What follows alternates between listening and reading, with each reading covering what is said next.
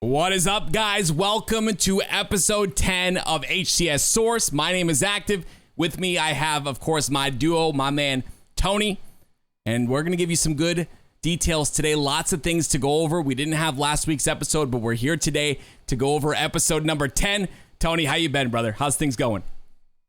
Things have been going great. I tried to stream earlier today. There was a bit of issue with the server, so sadly I had to end my stream a little bit early. But luckily, I was able to do some casting with some Apex, which was really fun. Nice. It was actually pretty crazy. Snipedown subs in to a team, which is normally Ab and Slurp, but it's funny because he subs into the team mid-tournament, just comes on in and just kicks the player out, kicks tech out, and says, "Hey, sorry, I'm ready to come in." Wow. And they were having a really tough tournament.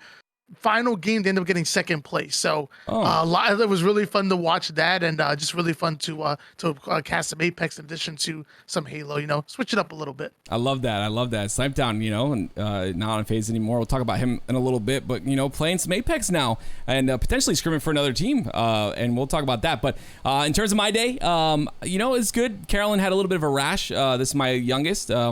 She had a little bit of rash on the back of her knee, and of course, as a parent, for those parents out there, you'll know. I freaked out. I was like, "Oh my gosh, her leg's gonna fall off!" Like I'm free. Carrie and I are both freaking out. It's just how we are. I don't know why.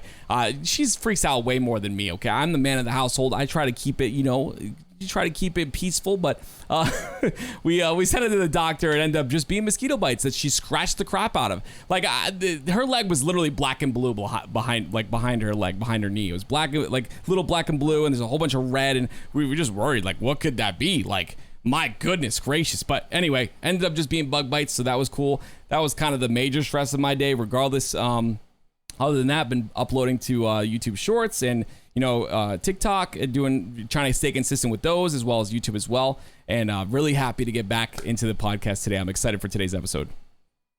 Excited for today's episode as well. So why don't we get right into it? And we don't got time for games. We don't even have time to, we like to start off the episodes a little bit with a fun question, but as of right now, we have so much to cover. Yeah. We're gonna jump right into the nitty gritty. And first up, you kind of hinted at it. We're gonna talk about FaZe, and FaZe have been looking stellar with King Nick, not stellar, King Nick coming in place of Snipedown. And the moment that happened, you saw them immediately start to look better. I believe like literally the next day you had them, I think, lose out a scrim maybe 7-6, maybe like 8-6 against Optic, against the very team that 10-2 them the week before. Since then, they've been playing our top 3 teams so competitively, playing in a lot of these smaller tournaments like Esports Arena and different things of that sort, and playing absolutely lights out. They got a big win against Cloud9, and then even in scrims, they were able to beat out the likes of Sentinels, Optic, and G1, which, let's be honest, I'm not going to mince words, they were wiping the floor with them in the past. And as of right now, the only variable to the situation is that Snipedown is gone and King Nick is simply in. And we'll kind of talk about that a little bit. I'll let you have the floor, and then maybe I'll put some more thoughts towards the end. Okay. How do you feel about the new look FaZe roster? So Nick has obviously changed a lot of things. I was able to watch back a little bit of the Optic scrims because thankfully, if you're subbed to Lucid, you can watch back. He casts all the scrim, or he streams all the scrims, so you're able to watch. I really do appreciate that. Even though we do have Halo Data Hive back, it's just nice to see what's going on. And it seemed like, from what I was watching in the scrims, a lot of teamwork out of this squad on FaZe. Before we had saw them kind of taking those 1v1s, not being aggressive, not being confident, and then things have kind of changed. But as I say that, and we've talked about this before, Tony, teams tend to have this honeymoon stage period where, this is a brand new thing. Spartan's back with his buddy. They're able to kind of play together again, and they're really happy about that. Obviously performing really, really well. But at the end of the day, you look at Halo Data Hive right now, and FaZe is down 4-12 to Sentinels. It's a live scrim happening right now. Sentinels is up 12-4. This is a long scrim, by the way.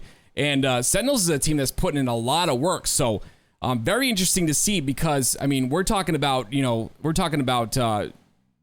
just now, today being that scrim, but on August 31st, FaZe beat Sentinels 9-8.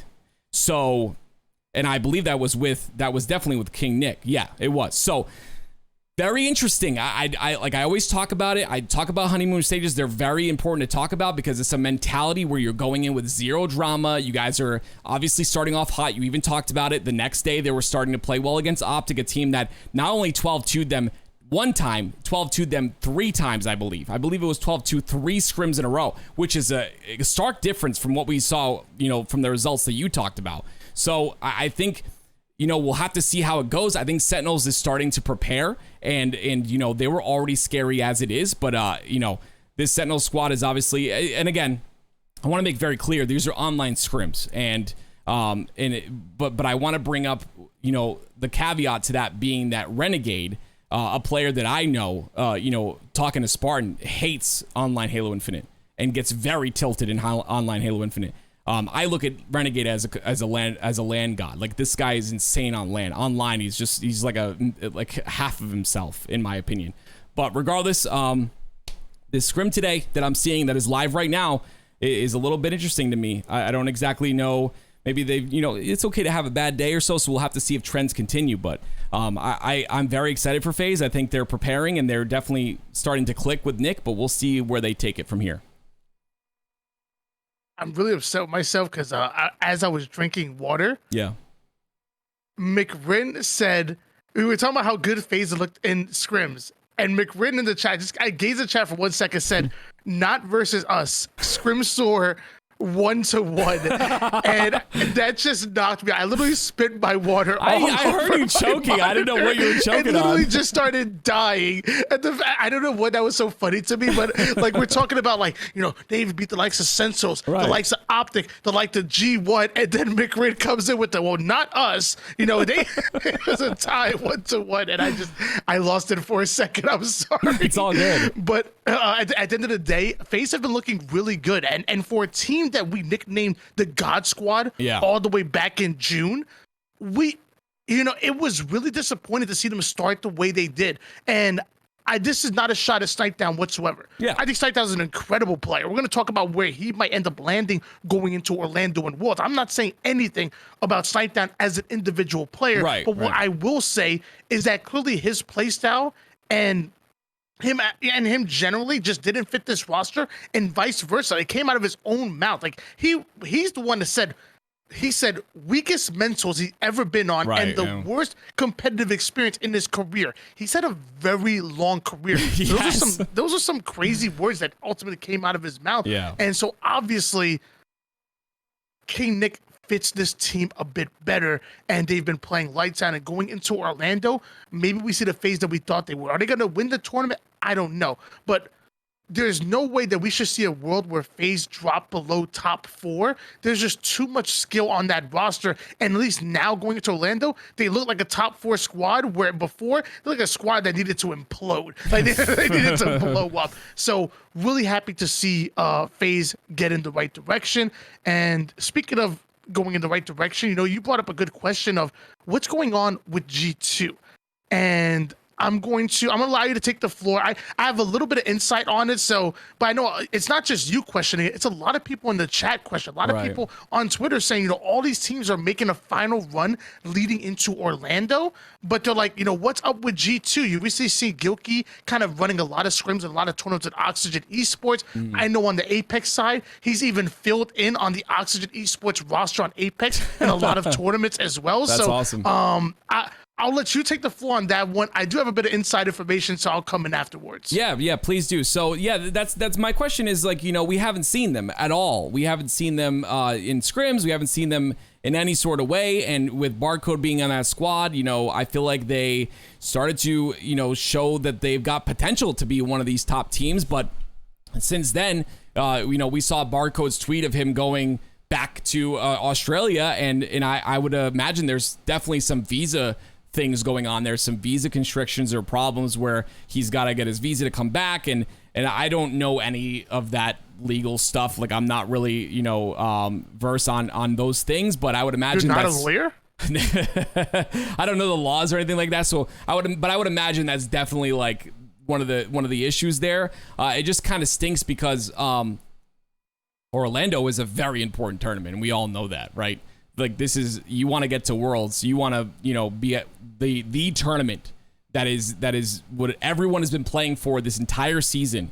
You got to play well at Worlds, and I hope they're at least running together online, but I don't see how that would even really work, and we don't even see it in terms of like Halo Data Hive. So, that Australia connection is rough. So I don't even think they're running online. The least they could be doing, maybe just like talking and having meetings and stuff like that, maybe. But we haven't even seen an official announcement yet either. So very interesting. I'm questioning what's going on. I just kind of want an update. That's all. I love this roster. I think with Barcode on it, I think Barcode's got a huge future. And I just kind of want to know what's happening. So you have some inside information. I'd love to hear what it is.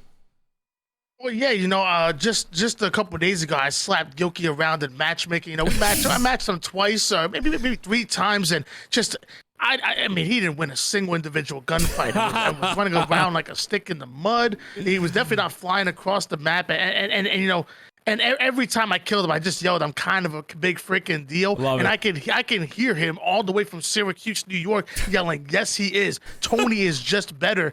And it was really cool for him to recognize the greatness that I am. Yeah. And I'm totally lying. Dude, it was embarrassing. Gilkey is the real deal. God, the man doesn't miss a shot, and it's really interesting because not that Gilkey's like bottom of the barrel. Like he's obviously an excellent pro that we have in our scene, but it reminds me of like in the NBA, any player from 1 to 15, you get them against some of the best, park players, even D1 athletes and whatnot. Put them against some of the best of the best, and it doesn't matter. Any NBA player will literally absolutely school anybody on the court. It doesn't even matter. And it's kind of the same thing in Halo. Like sometimes, you watch a matchup like, say a Oxygen Esports versus Optic, for example. And obviously Optic dominated him in scrims recently. But I promise you, go up against Trey in matchmaking. He'll drop 90 on you without even blinking. Go ahead and match Common in matchmaking, and the man will absolutely run circles around you. It's anybody in our professional league can absolutely put in work, and that includes, again, 1 through 15. And obviously, Gilkey, one of the best we have. I went on that long tangent for absolutely no reason because what I should have said was I rated him in one of my streams, and I got the chance to talk to him, just ask him a few questions, and I decided to ask him, what's up with G2? We haven't seen much of you recently. And he told us, he said, it's really tough for them to scrim when Barcode is in Australia. Like, they're not getting valuable practice due to him on a million ping. Right. The other team is not having a good time. So it's not a good time for any team. So it's really hard for them to get valuable practice. So instead, they're watching a lot of film. They're watching their old film reviews and really trying to dissect their gameplay, and also watching film review together of other teams as well, like the Optics, like the Sentinels and whatnot, and dissecting what they do well. So they're still getting that practice in. And they said once they're able to figure out the whole Barcode thing and what's going on, they're going to be running 2-a-days and really grinding hard on that last stretch leading into Orlando and leading into Worlds. And they have no issues with them not being prepared. They feel like they're going to be well prepared going into Orlando. And kind of like you mentioned before, G2 were figuring it out. G2 looked great during the North American Super, and I'm really excited to see what they produce on LAN as well. So that's the little intel that I got on G2. Awesome. I do want to talk a little about United, but did you have anything you wanted to talk about G2 by any chance to throw in there? No. I mean, I'm excited to see what they're capable of doing on LAN. I haven't seen Barcode on LAN just yet. The online Super was pretty much all we saw of him, and I think he's an incredible talent, and I'm very excited for his future. We'll have to see how they do it at Orlando. Well, I want to talk about United because we kind of mentioned a lot about FaZe and, obviously King Nick taking the spot of Snipedown. I want to talk about United and them scrimming with the Faceless Peak 69 is what the Smurf is going by in place of Manny on that United roster.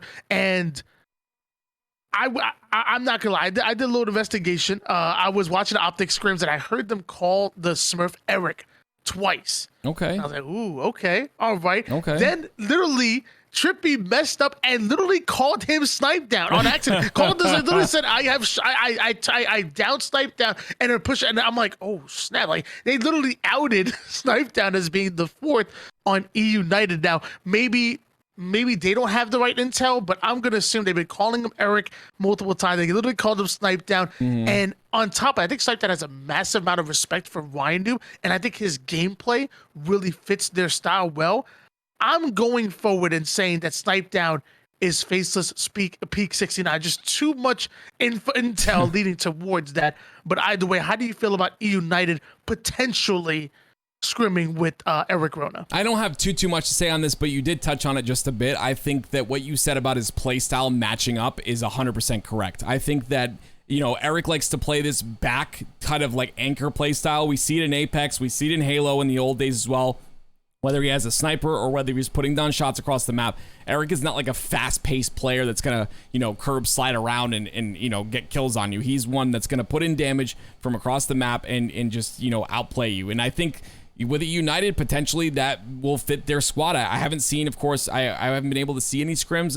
Can you touch on what you saw in the from what you saw in the scrim against Optic there when it was Optic versus United? How did they do? Actually, I haven't got the chance to deep dive into it just yet. Okay. I was watching the scrim, but I only was able to catch a few games, and I'm gonna be honest, in those games, Optic were looking absolutely lights out. United looked well. Okay. They looked good, but definitely I wouldn't say great. But then again, who looks great over Optic? Optic are literally the best online scrimming team and have been so for quite some time. I have heard United scrimming against the KCP roster, which, by the way, actually implementing Manny recently, a scrimming with Manny, which is really interesting. And I've heard and seen some good things about United. And going into Orlando, I would say this is a team legitimately fighting for top 6. Okay. Are they guaranteed top 6? There's a lot of competition, man. Oh yeah. You know, you got complexity, you got G1, you got G2, maybe a G3 that I don't know about. You have SSG, you have Ascend, Quadrant, like, and that's right off the top of the dome. You know, Oxford Esports are still the real deal as well. There are so many teams fighting for that top 6 that I think United are legitimately in the conversation. But my problem is that I just can't automatically give it to them. But I would be surprised that they drop below top 8. I think no matter what, you're still talking about United. YNOT is a phenomenal mind that we have in Halo, a great slayer. Snipedown is still one of the best players to ever do it. If he's on this United roster, combining with, you know, Rain and one of the more underrated Suspectors, I think United, I would be surprised to see them drop below top 8. Okay. I'd have to see some more. I kind of want to go back and watch that scrim just to kind of see how they play, but that's interesting. Yeah, anyone against Optic, I agree, is pretty much. I mean, that's why you know, FaZe taking that series from Optic, you know, 5-4. I think Formal had to go early or something like that, so maybe Optic would have won that in a best of 11 or whatever, best of 14, whatever they do. But regardless, I think that we'll have to see more out of them, and hopefully they announce the roster soon. I'm actually not sure when roster lock is, so do you by any chance know? I thought it was September 5th. Okay. But I could be wrong. For some reason, September 5th or September 8th is like jumping out of my mind. Okay, so either way, even when the roster lock comes out, like, it doesn't be like we're gonna know. Like, HCS will know who the teams are. But lots of these teams are waiting until like the last minute to actually really make the announcements anyways. So even if roster lock passes, we may still not know what the final rosters are looking like. Yeah, that's what I was gonna say. I was just gonna say, you know, usually around roster lock, like I don't know, a couple days after or something, we usually see something. But you're right. I don't think they don't have to tell us anything. We can just wait. We'll just have to wait and see. Moving on, I want to talk. I kind of mentioned SSG, and probably a lot of people were thinking, like, what, didn't Space Station Gaming blow up their roster? Well, they did. Yeah. And then they signed the #1 Latin American team in their Pittsburgh Knights. And Tim, I'm gonna be honest with you, love the move. Atso tapping buttons, Drift, and Pelu coming in, and I think this is great for the Latin American community. I talk about this time and time again. The Latin American community feel like we, as competitive Halo, turned our backs on them for quite a bit. You know, with to start with Colombia not being able to compete in the Latin American region, only having Mexico. You know, you had players like Pelu, by the way, lose their roster spot. Nasty Bullet comes filling in because he's from Mexico, and eventually Pelu has to move along with Johan and Guardian and a bunch of others having to move from Colombia to Mexico just to compete, and almost having to steal their squad back. And you know, you have Navi which obviously a European team having partnered skins, they're able to represent over in EU, but Latin America didn't have that until now. Space Station Gaming, now you have all of Latin America, even the competitors, even the rivals who are obviously rooting for, the likes of Negra and beyond, probably still were buying SSG skins to support the Latin American community. So big ups to SSG to sign them, and they have a lot of responsibility on their hands now. Hey, they're the people's champ. They're people's champ right now. So we're gonna see SSG in Orlando, and really excited to watch. Hopefully, as long as they get their visas and everything in order. I know that's been a little bit of an issue for PK in the past. Yeah. So my biggest thing, and I am just gonna say that I'm not 100% certain on this because I did hear about it and it was confirmed a couple times, but I didn't confirm it myself. So not 100% certain, but I was told that because the new SSG squad, Pittsburgh Knights, who is now SSG, is top 2 in their region, they are automatically qualified for Worlds. Now, and that doesn't matter, like that's without Orlando placings. If that is true, which I'm not 100% certain, I just want to make that clear. If that is true, this was the smartest pickup by SSG ever. Like what you just talked about, and we're talking from a financial perspective right now, by the way, from what you just talked about with the skins, getting all of Latin America on their side with on their side with the new skins coming out, and then you have an instant qualification to Worlds, regardless of how you play in Orlando. The SSG is 200 IQ. Like this was perfect for them, and I don't know how they're gonna place at Orlando or at Worlds. I do know that they'll be at both now. So that means SSG has a booth in Worlds or Orlando or both, and just think about that. It's just a very smart move. And, and I think this is a very good squad as well. It's not all about the money either. I think this is a very good squad as well. I hope they get their visas figured out. They looked incredible at Valencia from the matches I watched. So we'll see what they're able to really do. Yeah, they were lights out in the regional, absolutely taking over Mexico City, and they are the number 1 team in Latin America. Negra are there in the conversation. Mm-hmm. The problem is consistently SSG beat them out. Right. And I'm really happy. I'm really happy for them. I can't wait to see them over at Orlando. And mind you, last time we saw them in Kansas City, they were able to take Sentinels to Game 5 in Kansas City, by the way, which is the team that won the whole damn tournament. So, obviously there's some talent there. Right. And who knows? Maybe we talk about SSG, maybe, one game away from taking out Sentinels. Who knows what it would? Could SSG have won this one? Maybe not. But going in, we got to talk about with SSG imploding. Mm-hmm. And having to sign a new roster. There was one other team that exploded as well and needed to get a roster of their own. That's Fnatic. Fnatic haven't been able to figure it out, and it's taken them quite some time to do so. They've had plenty of chances. They've now mixing in the roster and looking to find an answer. I know you talked to Kojo and the Fnatic organization a decent amount. Do me a favor. Talk to me a little bit about Fnatic, and I'll give some news that I was able to find as well. Go ahead. Yeah, so Kojo did message me on Twitter, and he said roster complete. And of course, I tried to get what the roster was, and I was not able to, or he was busy, didn't answer me regardless. But that's good for them because I know Kojo, talking to him, he kind of thinks that everyone in the Halo community thinks he's just bad at. He thinks that they think he's bad at, managing and that he's making horrible decisions and that, what he's doing is not working because he doesn't know what he's talking about. But then he kind of went into, and I can't go over it here, but he kind of went into who he's trying to acquire and who he really wanted to acquire and who he was going after. And the fact that, one thing I will say is that in terms of Collect, like he was scouted Collect when he had 60 followers. Like the guy was saying that he knows what he's talking about. Like he knows what he's doing. It's just that things have not worked out. And unfortunately, players on the squad that he's tried out and stuff like that, I'm not going to go over any names, but I had a really rough time with them, in terms of scrims, leaving scrims early, rage quitting scrims, this and that. And So just moves needed to be made, and he did just that. And hopefully this new roster, and I think you do have intel on it, so I'll let you speak on that, and I'm excited to hear who it is.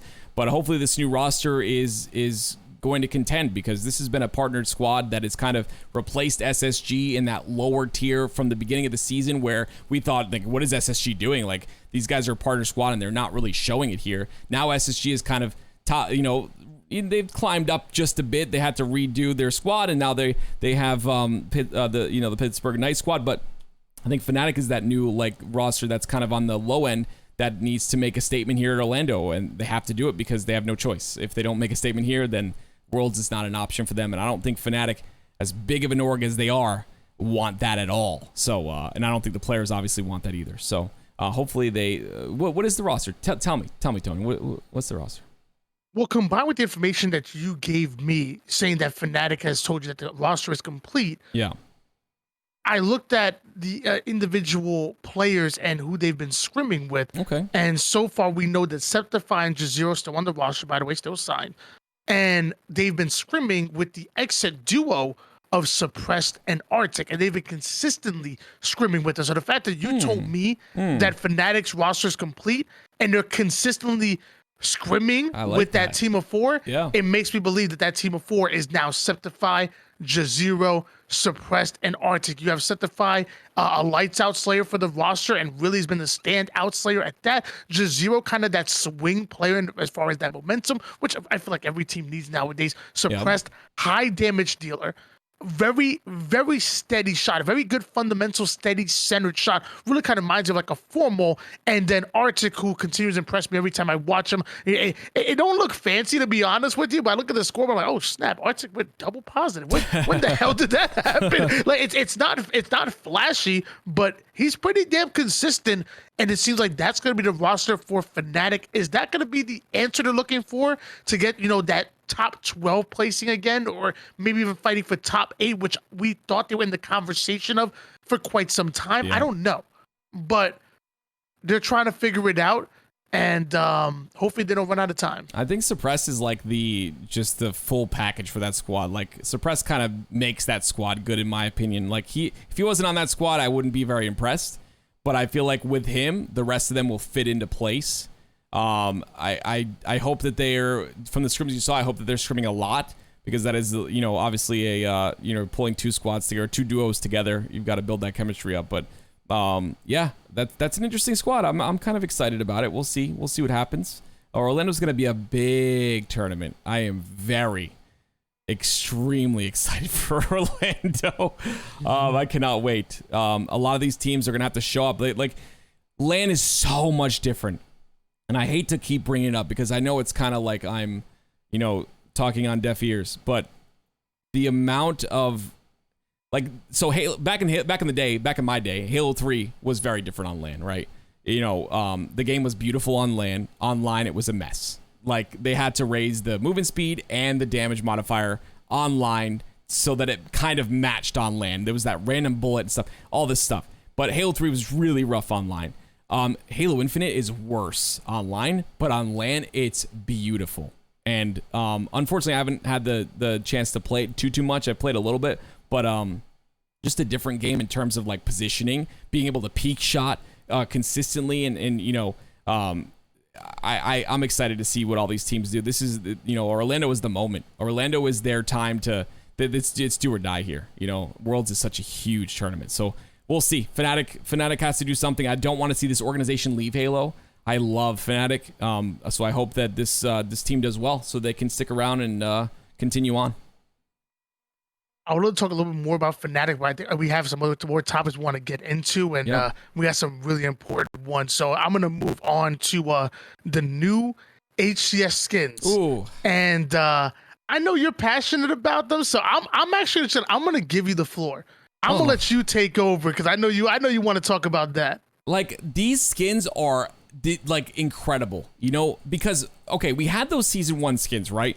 But with the season 1 skins, you were kind of just like tied to this kit that you had to just equip and stuff like that. Like, I don't like that you're tied to a kit like that. I don't think that's very fun.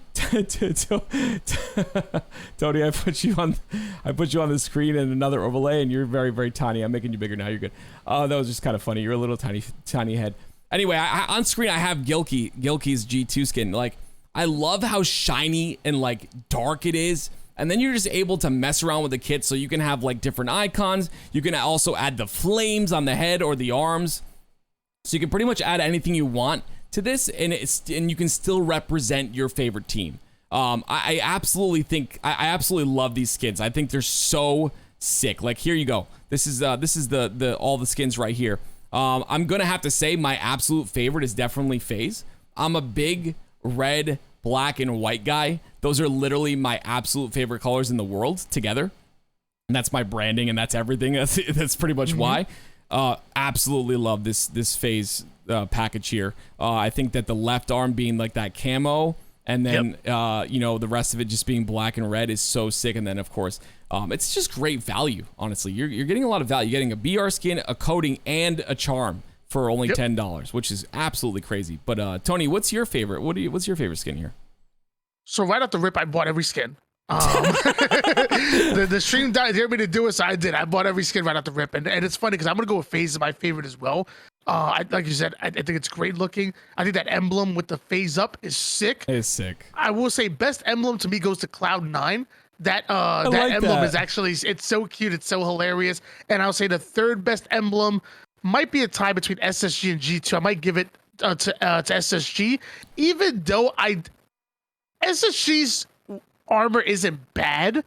It's just not me. Like, I'll be honest. It's honestly not me. I feel like it's too much. And I love the logo out of Sentinels. Maybe not the little, not the charm. I keep calling it an emblem. Charm is what they're calling it. Yep. I like the logo out of Sentinels and what I thought that was really good. And the charm isn't bad. I like them all, but I would say FaZe is probably my favorite. Optic with the championship white is really cool, just because it has a little bit more meaning to it.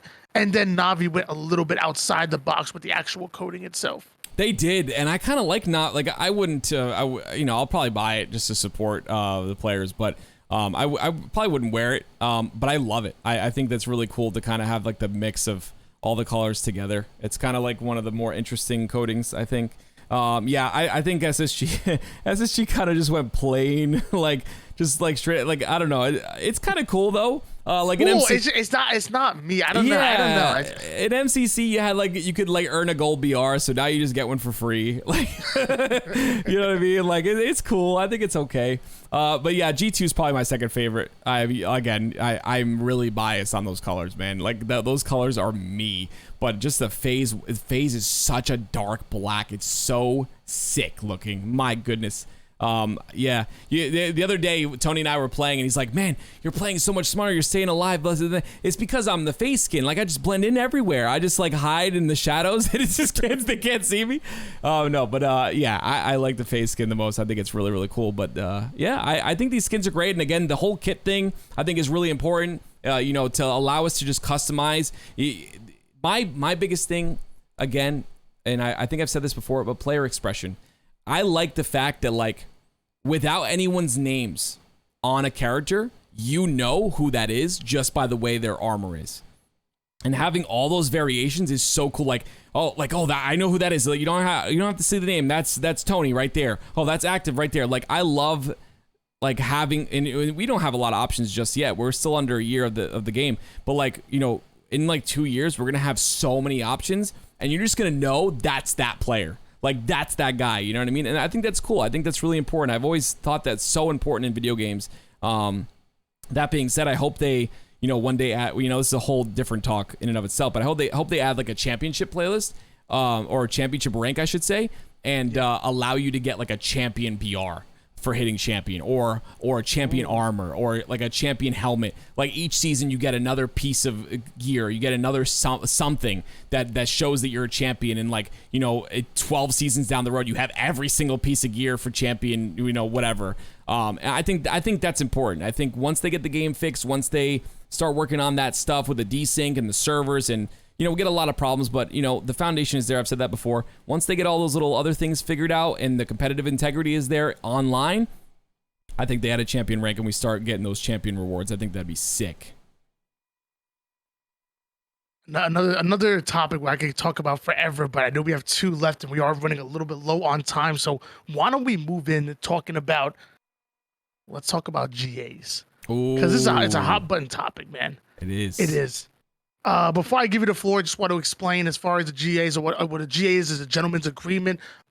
It refers to just agree not to use a certain weapon or now mechanic in the game. Two teams meet up before the match. Say, hey, look, are we using this? Yes, no. Are we using this? Yes, no. Yes, no. You just agree on it, and then you go about your day. You can't be punished by the tournament for breaking a GA, but there are ramifications such as being blacklisted from scrims and being tweeted by Spartan as well. So right now with the GAs, you got the Mangler, Sword, and the drop weapon. Right now, the Mangler, we talk about it often being on a 30-second respawn timer, 24 bullets right off the rip, can hold up to 52. You can have a potential of 4 minutes into the game having 6 to 8 manglers on the map. Oh my goodness. Insane to me. Yeah. Sword having, I believe it has 4 swings. And you could have even more than one on the map. I'll talk about that a little bit later after I give you the floor. And then finally, drop weapon, which is a mechanic that a lot of the pros talk about, not punishing you for weapons that are high risk, high reward. And adding almost like an overpoweredness to certain weapons, which I'll kind of talk about that. But right now, I want to give you the floor. And GAs, Tim, please. So I think that they're really bad for the scene. I understand where they're coming from, and I would recommend everyone to watch Shyway's video on this recently. I think it was really well done. I think Tony will agree on that. I think that. And I agree with most of the things he said, but I will kind of reiterate and say my part. I think that they're bad for the scene in terms of, no one really knows what they're doing. Like, you go into ranked and, if you use a sword, you're going to get your body shot. You're going to get teabagged, whatever. I mean, some people really don't give a crap about that. Then you have other people that are, GAing it because they heard that that's the thing to do and they blah, blah, blah. For me, like, I feel like changes need to be made, but doing it 2 months or 2 tournaments, like with 2 tournaments left in the season, I just feel like it's just a little too late. You did the Mangler GA. Everyone agreed with it. You kept it like that for however many tournaments. Now we're approaching the 2 most important tournaments in the season, and we're now adding 2 more things to the GA list. I get it. I think it's a little bit of frustration with 343 for not changing things that need to be changed. Maybe I don't know what 343's mindset is. I know they have a lot of data to back up some of the decisions they make, but maybe they're kind of waiting for like season 2 of esports to change stuff. I'm not really too sure. But regardless, I think that the frustration from the pro community is warranted. Things have not been changed since the GA was first talked about in the beginning. Mouse and keyboard that being said, is better. That being said, I think that potentially, you're separating the communities in half, and I understand the competitive integrity there, where you have to be able to uphold that competitive integrity for pro players, but at the same time, the viewership is important as well. And having like a sword in a tournament match, or having the Mangler in a tournament match, or having a drop weapon in a really intense situation, regardless, I think is really good for viewership. On the other end of things, I still understand. I think that with the Stalker, for instance, I said this before, I think in our previous episode, you hit 2 shots, right? And you can just drop weapon and hit the headshot. And I think that that just makes for making a very powerful weapon way easier. I think you should be forced to hit that 3-shot perfect or switch weapons. It is faster to drop weapon, obviously, way faster. But, if you're going to miss that next shot and you think you're going to miss that next shot, just switch weapon and get the headshot with the BR after those 2 shots of the Stalker. I think with the sword, and I've mentioned this, I think that the sword needs to be tradable. You need to be able to trade with the sword. That's why it's powerful. The sword can stay in the game. You said it yourself. 4 swipes is all you get. That's not a lot. There can be multiple on the map, and I'll let you reiterate on that. But you can't just, use a sword and just not be punished for being no shields because you can't trade out beatdowns. I don't think that's, I don't feel like that's designed correctly in the competitive sense. I don't. And honestly, with I talked about drop weapon, I talked about sword. The Mangler, I think Mangler is just really powerful because of drop weapon. And I like the Mangler. You know why? Because it's another weapon in the sandbox. Pretty soon in season 3, we're going to get the bandit rifle. That's another weapon in the sandbox that, is going to probably need some tuning. The problem is we need this tuning mid-season. You can't wait till the end of the season to tune these things. Like when players are playing for, hundreds of thousands of dollars, you have to have some sort of an ability there to change things on a dime. I know the pro team has been putting in tons of work. I'm sure they give their feedback. I trust everyone on that pro team. Like, there's a lot of great players on there, Clutch being one of them. I think that maybe they're not being heard. I'm not a fly in the wall. I don't know. But this type of stuff, if we're going to be doing these 3-month cycles and they're going to be adding new equipment and they're going to be adding new weapons, we need to have this balance. Like that Shroud Screen, that thing looks disgusting. Like good, in a good way. Like it looks too strong. Will it be in competitive? I don't know. Will it be good for viewership in competitive? Absolutely. And again, that's that fine line. You've got the guys at Microsoft, the higher ups, the suits that want the money, that want to make money, and they make money by adding cool new things to tournaments that make it really difficult for pros to compete. But at the same time, and I love Sparty to death, and I know he's at the forefront of this, and I agree with a lot of the things that he said. But this is not the first time we've had to deal with this. For anyone that followed Fortnite at the, 4 months after it came out or whatever, it was like maybe 6 months after it came out, right before a major tournament, it was like millions of dollars on the line, they added these hamster balls. We're not talking a month before, we're talking a day before the tournament, they added hamster balls. Okay, these hamster balls that you could like plunger to a tree and just like launch yourself 50 miles away. Like, dude, people were so pissed off. But this is the state of esports right now. I don't like it, but that's what people are trying to make money. These big companies are trying to make money, and that makes viewership grow if you have new things like that and you kind of spray it on people. So it comes down to having a middle ground there, in my opinion. But again, we got 2 tournaments left, the most important tournaments in the season. If all of the top players agree to it, fine. But don't feel like you have to do this in ranked. Okay? If you're just playing for fun, man, just use the weapons on the map. Don't restrict yourself to. These are Sparty said it best, I think. I think he mentioned the top 16 teams or the top 8 teams, I believe it was top 16, have all agreed and will not be doing it. Open teams, you are free to do whatever you want. If you're in the open in the Orlando tournament, do whatever you want. But again, when you get to that, that top 16 mark or even the top 24 mark, then you have to look into it and say, okay, well, do I want to be respected by the pro community and take it from there, I think GAs are a really, really tough topic because, like kind of mentioned before, the GAs are bad for the scene. We don't want to see GAs right now. GAs are here because they're necessary. Mm-hmm. So I'll go out and say that I agree with most of the GAs. I'll take it one by one. Kind of like I mentioned before, the Mangler 30-second respawn, so much ammo coming in. It's the Mangler to me is closer to a Bulldog or a Heat Wave than it is a Commando or Plasma Pistol. So I agree with the Mangler being GA'd until it gets tuned. Like, I'm perfectly fine with meeting in the middle. I want it gone right now.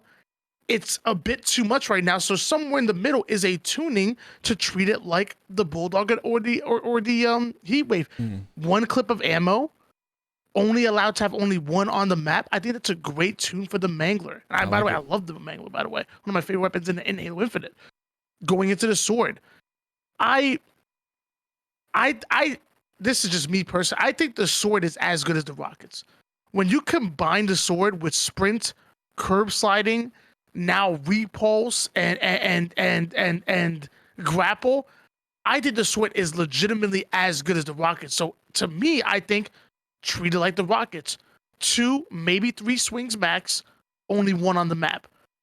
I think that's a perfect place to put the sword in, especially when we just talk about advanced mobility. And then even, I'm not gonna lie, drop weapon. I'm willing to respect the Mangler and the sword GA in matchmaking unless somebody uses it on me. Yeah. Drop weapon is just too hard to track. I can see if somebody picks up the sword from across the map. I don't know if you're instant dropping weapon or not, and I'm not gonna put myself at a disadvantage on matchmaking. I respect the sword and Mangler GA. Drop weapon. I'm sorry, I'm doing it. I'm not gonna sit here and get tracked. Like, well, it took you 0.15 seconds to drop that one. You didn't hold down. Why? How dare you? I'm getting it. Nah, it's too much. So, and plus, I think drop weapons interesting. I think it's a fun mechanic. So, we could talk more about GAs, but I know we're running a little bit close to time here. So, I'm gonna leave it at that. At the end of the day, I think GAs are bad for the game, but right now they're necessary because we haven't gotten the adjustments that should happen. When you look at Halo 3 MLG playlist versus regular playlist, when you look at Halo Reach V7 settings, like there's a reason why competitive settings have been different than the social settings. And whether I know there could be a good argument for having the competitive be as close to social as possible. I know there's a good argument for that. But I also will say there's a reason why we try to separate different things because it's just not balanced. Right. And when you're playing for this amount of money, it needs to be balanced, and that's what it needs to be. Look at, and I'm gonna say one more example. Look at how much Catalyst has evolved. Still hate the map, but watching and commentating it has played so much faster and more fluid when the players are not picking up the sword than when they were. Like it's become a much more palatable map to watch as opposed to what it was before. So I think there's a lot that goes into it, and there's reasons behind it. At the end of the day, as long as the pros agree to it, they're gonna put on a great show for us as the fans, regardless. So who the hell am I to disagree with it? Swap, don't drop, drop, don't swap. I don't give a damn. Put on a great show and let me enjoy it, and I'll be happy. Exactly. I pretty much agree with everything you said. I think that again, it has to do with the top 16 teams, I believe, that have all agreed. And, at the end of the day, if you want to do it as well in matchmaking, I do it as well. And I saw your TikTok of you dropping the sword off and it teleporting back up to you. The Halo gods did not want that sword to be GA'd, but it's cool to follow it in matchmaking. I do the same thing. If I don't see anyone with a sword, I won't pick it up. It is what it is. I just think it's really fun to use, and it's sad that I can't pick it up. I think with a couple changes like the one you said to Mangler and then the sword being tradable, I think those weapons stay in the game. I really do. I think they're fine, but then again, we got to talk about where the bandit goes. Like, where does that weapon fit in now? Is that even going to be in competitive? I want it to be because I'm a mouse and keyboard player. Please put the bandit in. Like, give me a weapon that I can destroy everyone with. By the way, Jeff said mouse and keyboard is better earlier because someone redeemed one of my channel point things, so it's going to be in the VOD. Sorry, Tony. Sorry, but regardless, I'm excited, and yes, you're right. They're gonna put on an absolute amazing show, and I'm very, very excited to see what teams come out on top. It's a very important 2 tournaments for these guys, so we'll see what happens. Well, running a little bit low on time here, so I want to talk about the roadmap, and I know this is a major subject. It might even spill over the hour just to try to fit it all in, but obviously, roadmap came out. I watched the video. I actually did a little reaction video on my YouTube, and I will, before I even put, because it's all opinion based, I'm gonna pass the floor to you, and I'm gonna allow you to talk about whatever you want to talk about. Go ahead and take the floor from here. All right, so I'm gonna start this off by saying just hold your shill 343 shill comments and all that crap till after I talk, okay? Because I know they're gonna come out. It's fine. I wake up every day with a cup of energy, okay? And it's not Advanced GG, although I do wish it was because I love them. But I wake up every day with a cup of energy. This is a metaphorical cup of energy. And, I have the choice of where to put that. And I could think of things that are negative, or I can think of things that are positive. And I will say it's always a fighting battle. I always tried. It's always like natural for me to think negatively. And I always try to double back and think positively about things and just try to work on that. I feel like the brain's a muscle, and I feel like, you know, working that muscle in terms of how your thought patterns are is very important. That being said, like one of your mom's quote, I think I actually use it every day. I'm not even kidding. Control the controllables. Like, I actually think about that. Don't quote my mom. I know, but I'm not joking, Tony. Like, in all seriousness, I actually think about that quote every day. So tell your mom I said thank you. It actually runs my day because it's so, I go through all this stress in life and stuff like that. It's so difficult sometimes with all these kids and et cetera and whatever life throws my way. So I'm going into the mentality that I want to be positive, and looking at the roadmap on screen, it is very easy to be positive. Okay. This is not difficult for me to be positive about. This is not me sniffing on the copium and having lots of hopium. There's nothing to do with that. Look at the very first box on this image, okay? And I'll read it out for the people that are listening on the podcast. We've got the Halo Infinite Winter Update, November 8th through March 7th. The first thing we're getting is a Forge beta. For those of you that maybe got into Halo late, don't understand, etc., etc., etc., the community that is in Halo, our community, when given the power of Forge, is going to be incredible. The amount of talent we have in this community that is going to be able to make us game types in Forge is massive. And we're not talking about a Forge that is from Halo 3 where we have to have Onslaught and Amplified. We're not talking about that kind of Forge. We're talking about a Forge where these creators are going to be able to program, like use programming language in this Forge to make things happen. If you don't know anything about it, go look it up. You could literally use a Sentinel beam to pick up a huge box and throw it around in the world. Like, there is so much that can be done with this Forge, and like that is the winter update for me. Like, that right there is like, oh my word. 343 is struggling right now. They've got a lot on their plate. They're struggling to deliver. They're trying to get back on track. They're trying to get us to 3-month seasons. We have Forge to carry us that way. November 8th to March 7th is a very long time. Santa's going to come back, give me lots of presents, hopefully. I'm going to go through Thanksgiving, have lots of turkey, and that's it because I'm on keto. But, we're getting Forge beta. We're getting campaign co-op. We're getting 2 new Forge maps. So we're getting another arena map that you and I can dissect for hours, which is going to be lots of fun. We're getting a free battle pass, which is whatever. That doesn't really matter to me. And then we're getting match XP beta, which is cool because that means we're getting something for, like, I need something for playing. Like, I need to play and see something happen. It's that dopamine. And right now I get nothing out of getting my Onyx number up by 2 every match. I don't get any. So I love all this. And then the very last thing, of course, in the winter update is the quality of life improvements. We're probably gonna go over an hour here because I'm very passionate about this update. So bear with me. The quality of life improvements are so important from my side, for the mouse and keyboard side of Halo, because we've been looking for quality of life improvements in terms of performance for a very long time. And I don't feel like mouse and keyboard players are hurt at all. And there's not a lot of us left. There's maybe 5. Okay, there's more than 5, but there's not a lot of us left. And these quality of life improvements could potentially bring people back. And then we hop over to season 3. So we're in Forge. We've got all this stuff. There's one thing I would change. I would potentially move custom game browser over and take some things out if we need to.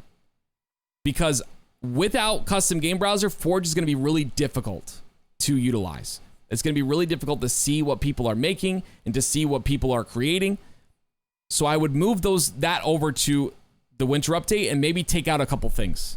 Like, I think it's so important to have those 2 things together. But at the end of the day, I don't mind waiting a little while. I don't mind waiting till March 7th.